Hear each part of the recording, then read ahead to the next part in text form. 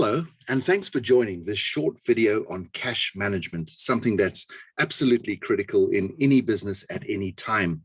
A quick background on this. Yes, cash is a priority in your business, but when conditions are unpredictable, we have to be particularly astute about cash management.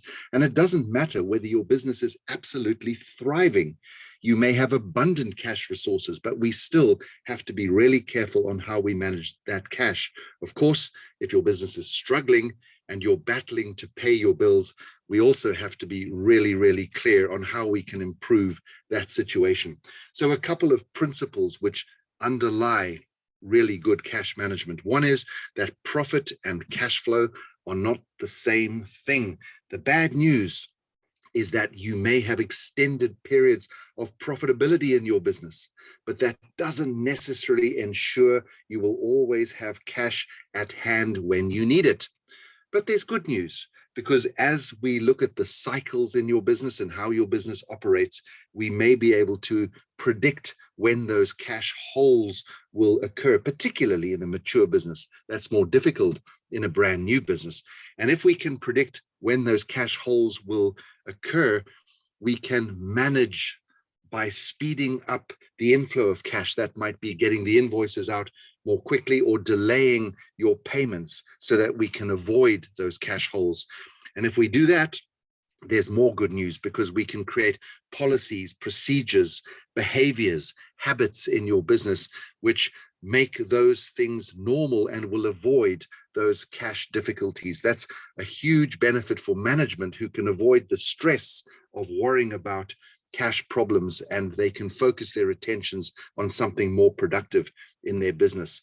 Another principle in good cash management is to try and avoid credit wherever possible. Now, one part of this is borrowing. Some of you will say, well, yes, but the cost of capital right now is really low. We ought to be borrowing, but that by itself is not a good reason. What we have to focus on is the very clear and positive return on investment we may be able to achieve by borrowing. We have to get back way more for those funds than we ever pay for those funds. And it has to be the best use of our funds as well. The other side of credit is trying to avoid giving credit to others.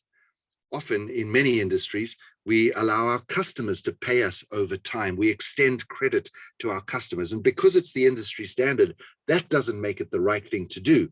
After all, we have to manage our businesses first and foremost.